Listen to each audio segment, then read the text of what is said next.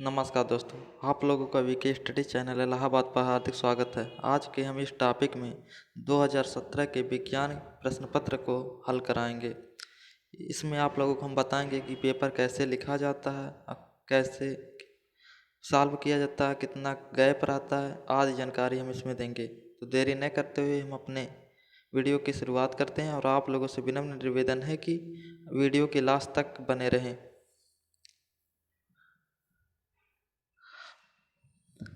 तो प्रश्न समय आप लोगों का 1 घंटे का रहता है। अब पूर्णांक 25 नंबर का है। ये 2017 का पेपर है। शुरू में निर्देश दिया रहता है। सभी प्रश्न अनिवार्य है। प्रत्येक प्रश्न के निर्धारित अंक प्रश्न के सम्मुख दिए गए हैं। जो भी प्रश्न दिए रहते हैं उसके सामने ही आप लोगों को कितने नंबर का ये अंक दिया रहता है। इस प्रश्न पत्र में 3 प्रकार के प्रश्न हैं। बहुविकल्पी प्रश्न और अति लघुत्तरी प्रश्न और लघुत्तरी प्रश्न, जिसमें अति लघुत्तरी प्रश्न 25 वर्ड में लिखना होता है और लघुत्तरी वर्ड 75 वर्ड में लिखना रहता है। तो हम पहले विकल्पी प्रश्न शुरू करते हैं। आप लोगों में जैसे हम स्पेस कम दिए हैं, आप लोग अधिक स्पेस दीजिएगा, क्योंकि काफ़ी भरना नहीं, काफ़ी सुंदर लगना चाहिए।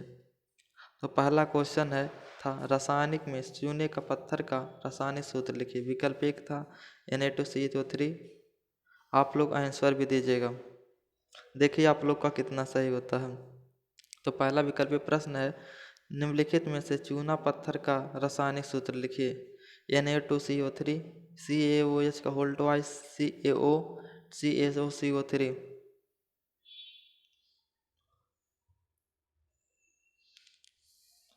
तो आप लोग अपना सही कितना सही किए कितना गलत आप लोग आंसर दीजिएगा।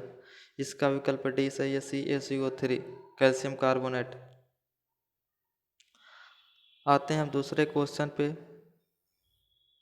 दूसरा क्वेश्चन है सोलर सेल में मुख्य रूप से ऊर्जा का रूपांतरण होता है। विकल्प पहला प्रकाश ऊर्जा का विद्युत ऊर्जा में।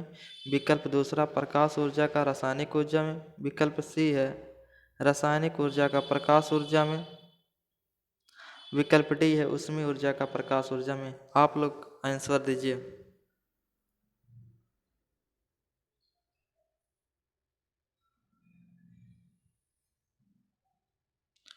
तो इसका आंसर विकल्प है प्रकाश ऊर्जा का विद्युत ऊर्जा में रूपांतरण होता है। आप लोग सेम ऐसे ही पेपर आता है, आप लोग कितना सही करते हैं कमेंट में ज़रूर जवाब दीजिएगा। ये सब हर एक क्वेश्चन 1 नंबर के होते हैं। आते हैं हम तीसरे क्वेश्चन पे। प्लेग्रा रोग निम्नलिखित में से किस विटामिन की कमी से होता है। Vitamin A, vitamin B, vitamin C, vitamin D.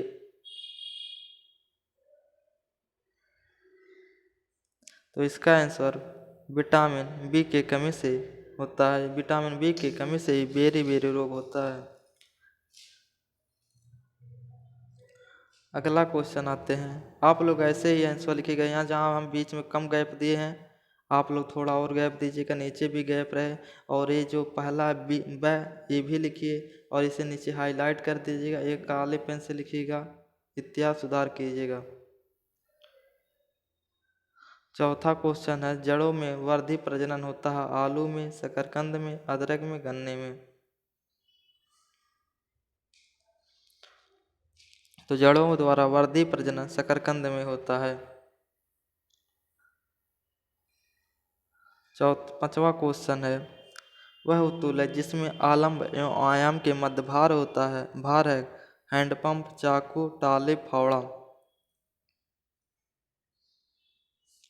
तो इसमें है टाली। आलम्ब ये द्वितीय प्रकार के उत्तोल होते हैं। आप लोग को मेट्रिक बताते हैं एफ है एल ई। जिसमें बीच में फल फोर्स रहता है वो प्रथम, जिसमें भार रहता है तृतीय, जिसमें प्रयास रहता है वो तृतीय प्रकार के, जिसमें भार रहता है वो द्वितीय प्रकार का और जिसमें प्रयास रहता है वो तृतीय प्रकार। आप लोग जाकर उत्तोलक चैप्टर भी देख सकते हैं, हम पढ़ाए हैं विस्तृत में। अब आते हैं 5 क्वेश्चन होते हैं बहुविकल्पी प्रश्न के, जो कि 5 नंबर के। अब आते हैं अति लघुत्तरी प्रश्न पे। प्रश्न है सौर मंडल में सूर्य का सबसे नज़दीक स्थित ग्रह का नाम लिखिए। तो ये तो क्वेश्चन आप लोगों को लिखना नहीं रहता है। प्रश्नोत्तर 6 करके आप लोग इस तरह लिखिएगा। सौर मंडल में सूर्य का सबसे नज़दीक ग्रह स्थित ग्रह बुध है। जहाँ पर बुध है उसे अलग पेन से या नीचे अंडरलाइन कर दीजिएगा और उसकी अंग्रेजी लिख दीजिए मर्क्यूरी, तब तो और अच्छा रहेगा, सोने पे सुहागा का काम करेगा। अब आते हैं 7वें क्वेश्चन पे। मानव की खोपड़ी में उपस्थित हड्डियों की कुल संख्या होती है। तो मानव की खोपड़ी में उपस्थित कुल हड्डियों की संख्या 29 होती है। नीचे ऐसे अंडरलाइन कर दीजिएगा और आप लोग बीच में स्पेस ज़्यादा दीजिएगा थोड़ा, और कोशिश करिएगा कि सीरियल वाइज ही आप लोग प्रश्नों का उत्तर दीजिएगा। जैसे पहले बहुविकल्पी के 5 प्रश्न, उसके बाद लघुत्तरी आते हैं, उसके बाद लघुत्तरी, ऐसे क्रम से दीजिएगा और क्वेश्चन बिल्कुल मत छोड़िएगा एक भी। 8वां क्वेश्चन है, कीटों में वर्ज्य पदार्थ का निष्कासन किस उत्सर्जी अंग द्वारा होता है। तो कीट में वर्ज्य पदार्थ का निष्कासन मैलपीगियन या निष्कर्ष उत्सर्जी अंग द्वारा होता है। कीटों में वर्ज्य पदार्थ का निष्कासन किस उत्सर्जी अंग द्वारा होता है। तो कीटों में वर्ज्य पदार्थ का निष्कासन मैलपीगियन उत्सर्जी अंग द्वारा होता है। अब आते हैं 9वें क्वेश्चन पे। किसी एक अम्ल एवं क्षार का रासायनिक सूत्र लिखिए। अम्ल में H2SO4 शांत सल्फ्यूरिक एसिड, HCl हाइड्रोक्लोराइड, क्षार में potassium hydroxide, NH4OH ammonium hydroxide. ये सब आप लोग सूत्र याद कर लीजिए, 2 एक पूछ लेता है। अब आते हैं 10वें क्वेश्चन पे। Fe2O3 में लोहे की संयुक्ता है। तो Fe2 में Fe की संयुक्ता 3 है, जिसे यहाँ पर 2 है और ऑक्सीजन के 3 परमाणु होते हैं, इसकी संयुक्ता 3 मानी जाएगी। Fe का मतलब फेरस यानी लोहा होता है। अब आते हैं 11वें क्वेश्चन पे। ऊर्जा का संचारण किस विधि द्वारा जल गर्म होता है। तो ऊर्जा का संचारण संवहन विधि द्वारा जल में गर्म होता है। तो 5 क्वेश्चन बहुविकल्पी के और 6 क्वेश्चन अति लघुत्तरी के, कुल 11 और 7 क्वेश्चन आप उससे लघुत्तरी के पूछे जाएंगे, जो कि 2 नंबर के हो गए। तो 7 दूनी 14, 26, 5, 25 नंबर के पूरे कंप्लीट होंगे। अब आते हैं लघुत्तरी पे।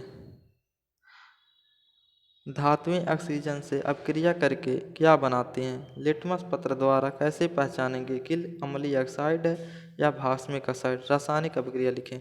हम आप लोगों को अम्ल, क्षार, लवण, भस्म सब पढ़ा चुके हैं, आप लोग प्लेलिस्ट में जाकर देख सकते हैं, नहीं तो नीचे डिस्क्रिप्शन बॉक्स में लिंक दिया रहेगा। धातुएं ऑक्सीजन के संयोग से भास्मिक ऑक्साइड बनाती हैं। अम्ल एवं क्षार की पहचान करने के लिए प्रायः लिटमस पेपर का उपयोग किया जाता है। यह पेपर नीले एवं लाल कागज की पट्टियों के रूप में होते हैं। नीला लिटमस पेपर अम्ल को डुबाने पर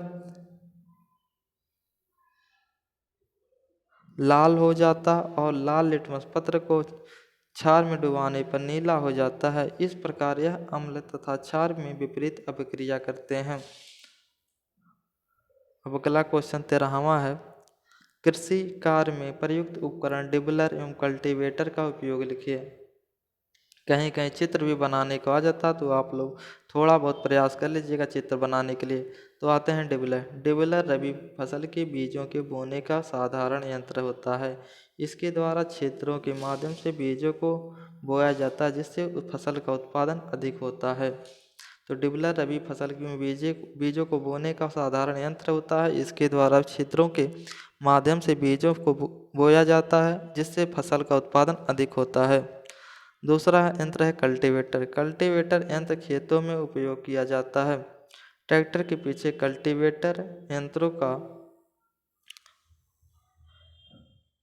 उपयोग करके खेत की जुताई कर मिट्टी का उलट पुलट कर दिया जाता है। इससे मिट्टी में गुणात्मक सुधार होता है। इन यंत्रों से श्रम तथा समय दोनों की बचत होती है तथा खेतों की जुताई भी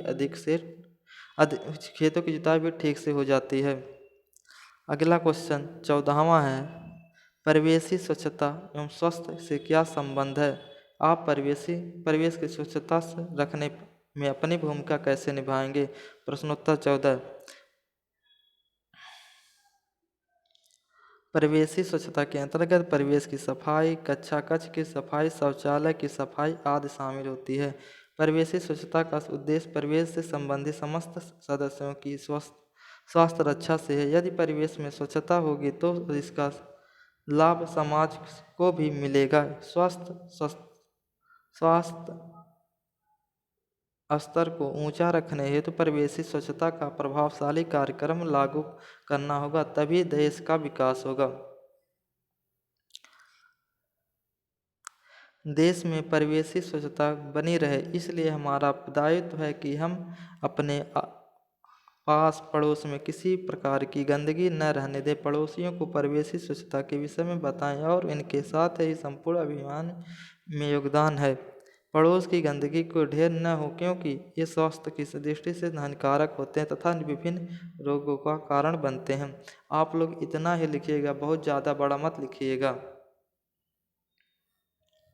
नहीं तो नंबर उतना ही मिलना है। आप लोगों को समय बहुत कम रहता है, 1 घंटे में 18 क्वेश्चन करने रहते हैं।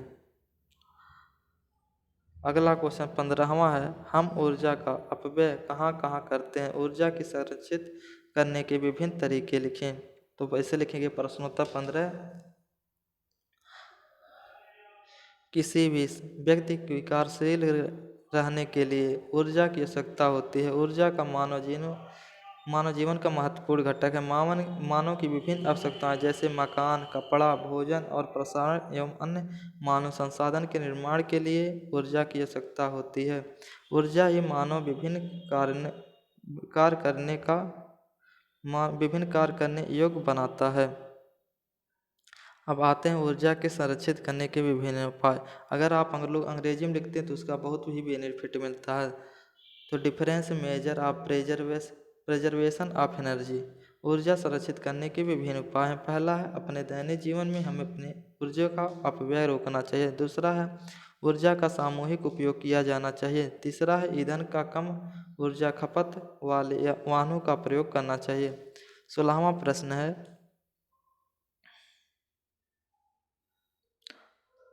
हमारे प्रतिदिन के भोजन में पोषक तत्वों की कमी से होने वाले किसी एक रोग का नाम लिखिए। लक्षण तथा उससे बचने का उपाय लिखें। तो विटामिन ए की कमी से रतौंधी नामक रोग हो जाता है। इसके लक्षण होते हैं चर्म रोग, त्वचा पर चकत्ते, आंखें कमजोर। उपाय के लिए विटामिन ए से युक्त पदार्थों का सेवन तथा डॉक्टर से सलाह लें। तो आप लोग चैनल को सब्सक्राइब न किया तो वीके स्टडी चैनल इलाहाबाद को ज़रूर सब्सक्राइब करें और अपने दोस्तों के पास शेयर करें। और जो भी दिक्कत आप लोगों को लगे हमारे पास कमेंट करिए, हम उसके लिए हमेशा तत्पर हैं। आप लोगों का सहयोग करेंगे जहाँ तक हो सकेगा। तो अगला क्वेश्चन है, भूकंप आने के क्या क्या कारण हैं? भूकंप से बचने के उपाय एवं प्रधान के क्या क्या तरीके अपनाए जा सकते हैं? तो प्रश्नोत्तर 17 है। तो भूकंप आने के निम्नलिखित कारण है, पृथ्वी का सिकुड़न, ज्वालामुखी विस्फोट, गलन तथा भ्रंश।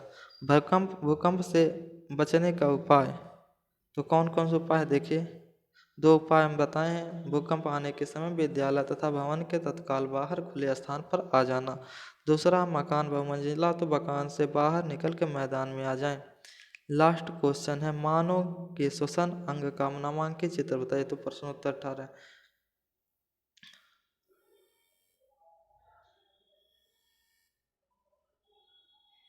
तो मानव श्वसन अंग का कुछ इस तरीके से फिगर है।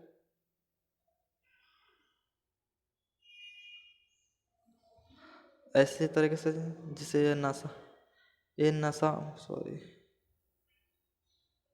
नशा मार्ग होता है।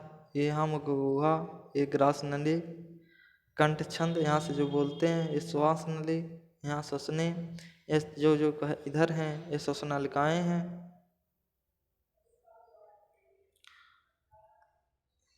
ये लंग्स यानी फेफड़ा, ये हार्ट है, हृदय, ये इधर फुफ्फुस ध्वनियाँ। तो फिगर इसी तरह लगाएगा। आप लोग बनाकर एक आध बार प्रैक्टिस जरूर कर लीजिएगा। अगर आप लोगों को सेशन पसंद आया तो एक लाइक करिएगा और अपने दोस्तों को शेयर करिएगा। अगर चैनल को सब्सक्राइब न किया तो चैनल को सब्सक्राइब करिएगा। और आगे जो भी आप लोगों को बहुत कम समय बचा, जो भी आप लोगों की इच्छा, जो भी न समझ में आए, न पढ़े हो, वो कमेंट करिए, हम आप लोगों को ज़रूर बताएंगे। वीडियो देखने के लिए धन्यवाद साथियों। जय हिंद। हम मिलेंगे अगले टॉपिक पे।